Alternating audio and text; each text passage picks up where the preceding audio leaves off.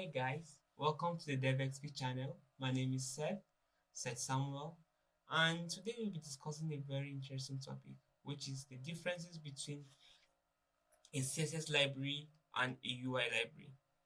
And so why this video is necessary is because I've seen a lot of content around the path that developers take, right? And usually the path is um, the CSS, HTML, then JavaScript, then pick a JavaScript framework, and then you default to Tailwind. And that's what most of the content out there on the internet teaches you. But I want to show you another different way of doing it, another better way of doing it, which is using, instead of building your own components by yourself from scratch, you should actually consider using um, a UI library. And the benefit of using a UI library instead of using a CSS library is that a UI library does a lot of work for you under the hood. So it takes off so much of the styling and the inner workings of your component, and then it just gives you a simple component that you can just use, and then all of those things have already been figured out for you. So for the sake of this video, we'll be looking at um, two technologies, right? You'll be looking at Tailwind and MUI. There are a lot of CSS libraries like Bootstrap and the rest, and then there are a lot of MUI. There's a lot of UI libraries like I think Flutter also has its own UI library baked in, and then other things like CCI and the rest. So let's go right into the video. So in this video, we'll be implementing two components that does exactly the same thing, which is a modal, right?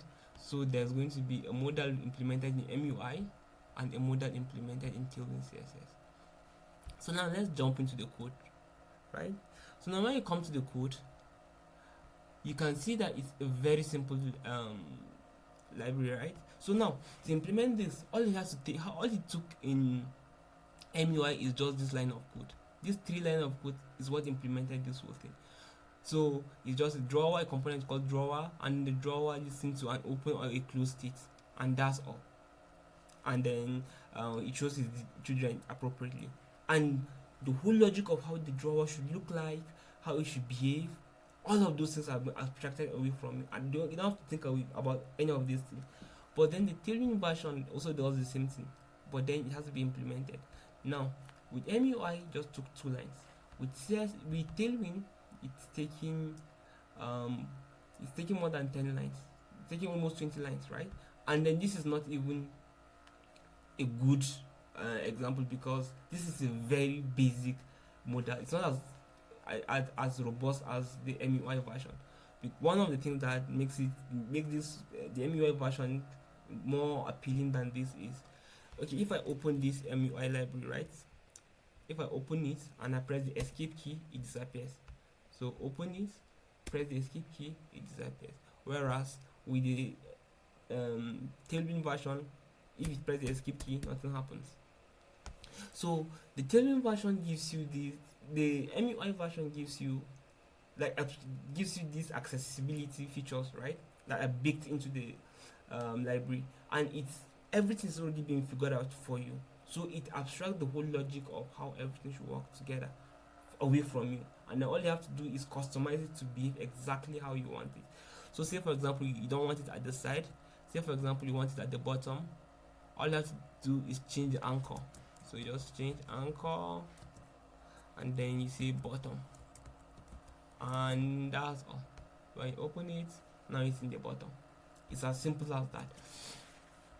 But with this now, imagine not to move it to the bottom. Then now we have to come and do the logic all over again from here. So really, it's not like there's anything special about this, apart from the fact that it takes away the logic of how everything should work together from you. But with the Tailwind, you have to figure it out. So like how to implement the escape key thing and other accessibility features. And another cool thing about MUI is that it's fully customizable. So you can decide to use it together with Tailwind. So if I do a BG black, that this style is coming from Tailwind, you can see that the text now has a black background. You can decide to use it with a normal inline style, and then you can style it the way you want. And then they have their own styling method, right, which is SX, and the SX just works exactly how it works, very similar to how tailoring works. So if I want to do padding, if I want it padded, I can just say P 12, for example, and then I have a larger padding. So I hope this video is able to I hope this video convinces you to really consider using a UI library instead of just depending on a CSS library. So with this, you just have the components already built for you, and then all you have to do is customize it to fit your own design and your own vision for the project. Whereas with the tailoring version, or just using tailoring purely by itself, you have to figure out everything by yourself. So you're thinking about the UI, and then you're thinking about accessibilities, and then you're thinking about logic. So I hope this video is able to convince you to really try out a UI library today. Personally, I would recommend MUI, but there are a lot of great ones out there.